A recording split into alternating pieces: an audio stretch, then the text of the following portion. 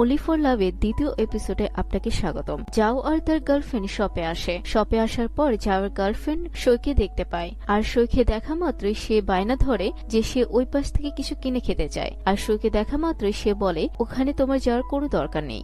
এরপর জাওয়ার গার্লফ্রেন্ড সেখানে তার পছন্দের জিনিসটা কিনতে যায়, আর কিনতে যাওয়ার সময় সৈকে ধাক্কা দিয়ে ফেলে দেয়। তখন সৈ কিছু বলতেই যাবে, তখন সে লক্ষ্য করে মেয়েটির গায়ে তার সে গোল্ডেন ব্যাজটা, আর ব্যাজটা দেখার সাথে সাথে সে কমেন্ট করে ফেলে তোমার সবসময় সেকেন্ড হ্যান্ড জিনিসপত্র পছন্দ তাই না। এটা বলে সৈ সেখান থেকে চলে যায়। আর এ কথা শুনে জাওয়ার গার্লফ্রেন্ড অনেক বেশি রেগে যায়। নেক্সট সিনে আমরা শিয়ানকে দেখতে পাই, আর শিয়ান তার অ্যাসিস্ট্যান্টের সাথে তার শিডিউল আর মিটিং নিয়ে কথা বলছিল। গাড়ির ভিতর থেকে শিয়ান সৈকে দেখতে পায়। সেখানে দেখানো হয় সৈ একটি গাছকে কন্টিনিউয়াসলি লাথি মারছিল, কারণ তার সামনে তার এক্স বয়ফ্রেন্ড তার গার্লফ্রেন্ডকে নিয়ে ঘুরে বেড়াচ্ছিল। এটা দেখে সৈর অনেক বেশি রাগ হয়। এরপর শিয়ানের গাড়ির সামনে সৈ চলে আসে, আর শিয়ানকে জিজ্ঞেস করে আমার ফোনে চার্জটি শেষ হয়ে গিয়েছে, আমি কি আপনার পাওয়ার ব্যাংকটা ইউজ করতে পারি। কারণ সৈ তো শিয়ানের হাফ ফেস দেখেছিল, এই জন্য সে শিয়ানকে চিনতে পারেনি। তখন শিয়ান তাকে বলে আমার কাছে কোনো পাওয়ার ব্যাংক নেই। তখন সৈ তাকে বলে আমি কি আপনার গাড়ির ভিতরে এসে আমার ফোনটা চার্জ করতে পারি। এরপর শিয়ান তার গাড়ির কাছ নামায়, আর সৈ তাকে দেখে অবাক হয়ে যায়। তখন শিয়ান তাকে বলে যে মেয়েগুলোর বয়ফ্রেন্ড থাকে আমি তাদেরকে লিফট দেই না। আর সে যখন কাজটি বন্ধ করতে যাচ্ছিল সৈ তখন তার হাত দিয়ে ধরে ফেলে। তখন সৈ শিয়ানকে বলে আমি আসলে আপনাকে চিনতে পারিনি, তাহলে আপনার ইন্টারভিউটা আমি এখানেই নিয়ে নিই। তখন শিয়ান বলে আপনি এসব বিষয়ে আপনি আমার অ্যাসিস্ট্যান্টের সাথে কথা বলে নেবেন। এই বলে সে সেখান থেকে চলে যায়। এরপর তার অ্যাসিস্ট্যান্ট সৈকে দেখতে থাকে। তখন সে বলতে থাকে বেচারা সৈ ওখানেই দাঁড়িয়ে আছে। তখন শিয়ান বলে তোমার যদি এতই তার জন্য মন খারাপ হয় তাহলে তুমিও গাড়ি থেকে নেমে যাও। এ কথা শুনে তার অ্যাসিস্ট্যান্ট চুপ হয়ে যায়। এর পরবর্তী দৃশ্যে ডিরেক্টরকে দেখানো হয়। তখন ডিরেক্টর তার রাইভেলকে ডেকে পাঠায়। তখন তারা দুজন মিলে মিটিং সম্পর্কে আলোচনা করছিল। ঠিক তখনই সে শোয়ের ইন্টারভিউর ব্যাপারে জিজ্ঞেস করে। তখন ডিরেক্টর তাকে বলে আপাতত ইন্টারভিউটা ক্যান্সেল হয়ে গিয়েছে, এটা নেক্সট শিডিউল বলে দেওয়া হবে, তুমি বরং তোমার নেক্সট ইন্টারভিউ নিয়ে কাজ করো। এ কথা শোনার পর সে সেখান থেকে চলে যায়। তার পরবর্তী সিনে শোয়ের একটি বান্ধবীকে দেখানো হয়। তার বান্ধবী সৈকে যেয়ে বলে শিয়ানের একটি ভাগ্নি আছে, আর জাওয়ের যে গার্লফ্রেন্ড আছে সেই হচ্ছে শিয়ানের ভাগ্নি।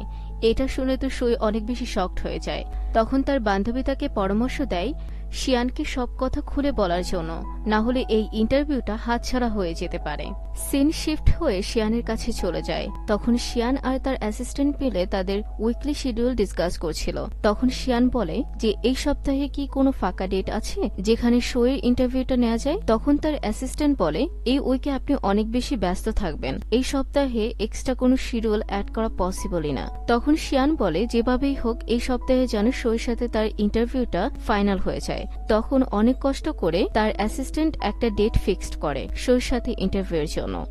এর কিছুক্ষণ পরেই শিয়ানের অ্যাসিস্ট্যান্ট এসে তাকে জানায় আজকে তার বোর্ড অফ ডিরেক্টর সবার সাথে মিটিং আছে। তারপর শিয়ান মিটিং এ যেয়ে বসে, কিন্তু মিটিং এ যেয়ে শিয়ান অনেক উল্টাপাল্টা কথা বলতে থাকে। শিয়ানের কথাবার্তা শুনে সবার অনেক বেশি রাগ হয়, কিন্তু শিয়ানের উপর কেউ কথাও বলতে পারছিল না। মিটিং শেষ করে শিয়ান তার অফিস রুমে চলে আসে। তার অ্যাসিস্ট্যান্ট এসে বলে আপনি এই উইক অনেক ভালো কাজ করেছেন, সো আপনার এবার একটু রেস্ট করা দরকার। তখন শিয়ান বলে রেস্ট করেই বা কি হবে, আর কোনো কিছু বাকি আছে কিনা সেটা আমাকে বলো। তখন তার অ্যাসিস্ট্যান্ট বলে আপনার ফাইন্যান্সের সাথে মিটিং ছিল। তখন শিয়ান তাকে বলে কালকে আমার হর্স কম্পিটিশন আছে, তুমি তাদেরকে ওখানেই ডেকে নাও। এর পরবর্তী সিনে দেখানো হয় সৈকে ইন্টারভিউ ডেটটা দিয়ে দেওয়া হয়েছে, আর এটা দেখে সৈ অনেক বেশি খুশি হয়ে যায়। আর খুশিতে সৈ তাড়াতাড়ি কাজ শেষ করে বাড়ির উদ্দেশ্যে রওনা হয়। এরপর রাইভেল এসে একটি ফাইল খোঁজাখুঁজি করছিল। দেখে মনে হচ্ছিল সে সৈকে বিপদে ফেলার জন্য কোনো কিছু করছে। তার পরবর্তী সিনে সৈ তার বান্ধবীর সাথে ভিডিও কলে কথা বলছিল, আর তার থেকে সাজেশন নিচ্ছিল কালকে তার কোন ড্রেস পরে যাওয়া উচিত। এরপর দেখানো হয় তার বান্ধবী তাকে গাইডলাইন দিচ্ছিল কিভাবে ইন্টারভিউতে বসতে হবে এবং কথা বলতে হবে, যাতে সে ইজিলি ইন্টারভিউটা সুন্দর মতো করতে পারে। আজকের পর্বটি আমরা এখানেই এন্ড করছি। পরবর্তী পর্বগুলো দেখার জন্য অবশ্যই সাবস্ক্রাইব করে রাখুন আর বেল আইকনটি বাজাতে ভুলবেন না। Thanks guys for watching.